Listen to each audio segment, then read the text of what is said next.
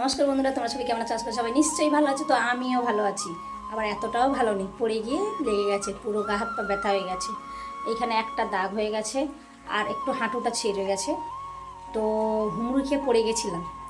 যাই হোক, আজকে না সকাল থেকে খুব মেঘলা, কালকে দুপুরবেলা থেকে ঠান্ডা বাতাস বইছিল। তো আজকে সকাল থেকে এত মেঘলা, রোদ্দুর কিন্তু বেরোয়নি, আর সকাল থেকে হালকা বৃষ্টি পড়ছে। তো আজকের শনিবার, তো আমার 2 মেয়ে স্কুলে গেছে। তো ওরা স্কুল থেকে আসার সময় হয়ে গেছে, 1:30 বাজে। বৃষ্টি পড়ছে, ভ্যানালাকে ফোন করেছিলাম, ভ্যানালা তো ফোনই ধরেনি, মনে হয় রাস্তাতেই আছে। যাই হোক, আমি ছাতা নিয়ে এগিয়ে যাব, তারপরে বাদবাকি তোমাদের সাথে কথা বলবো। বাড়ির কাজবাজ সারতে গিয়ে দেরি হয়ে গেছে, তাই তোমার সাথে এখন দেরিতে কথা বললাম। বাচ্চারা চলে যাওয়ার পর অনেক কাজ থাকে বাড়িতে, শেষ আর হয়ই না। বলতে বলতে ওই যে আসছে, ও আবার হাত দিতে আসছে।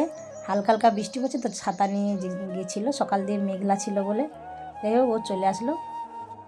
ছাতাটা এখানে খুলে রাখো, সবাইকে হাই করে দাও, সবাই কেমন আছে জিজ্ঞেস করো। এই ও এসেই আগে দুধের মধ্যে ঝাঁপিয়ে পড়েছে, দুধ ছিল, দুজনেই এসে দুধের সর নিয়ে মারামারি, কে আগে খাবে। তো এসে আমি এখনও খাইনি, ওরা আসলে খাবে বলে খাইনি। তো আমি শর্ট ভিডিও বানাচ্ছিলাম, আমার স্ট্যান্ডটা এখানে পড়ে রয়ে গেছে। তো আমার স্ট্যান্ড কত আর ভিডিও বানাই, শুধু ভেঙেই যাচ্ছে, শুধু কিনতেই আছি।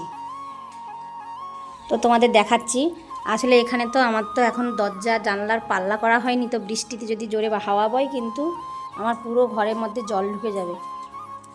যাই হোক, তোমাদের দেখাচ্ছি, খালের মধ্যে হালকা করে বৃষ্টি পড়ছে। দেখো, বৃষ্টি পড়তেই আমার মুরগি ঘর সব কাপড় ফেলে দিয়েছি, এখানে আমার উনুনে চাপা দিয়ে দিয়েছি, হালকা বৃষ্টি হলেও জল ঢুকে যাবে তাই।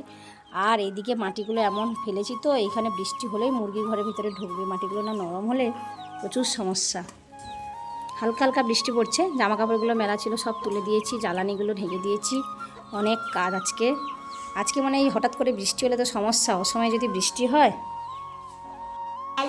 তো সকালবেলা মেয়েকে ছাড়তে গেছিলাম, তো সাদা জাম কিনে নিয়ে এসেছি, শশাও কিনে নিয়ে এসেছি, শশা ওখানে কেটে রেখেছি।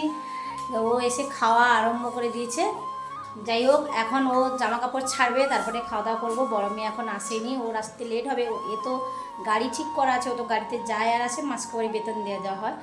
আর আমার আর এক বড় মেয়ে, ও কী করে বলো তো, ও চলতি গাড়িতে যায়, যখন যে গাড়ি পায় তার সঙ্গে মানে সময় দিয়ে যায়।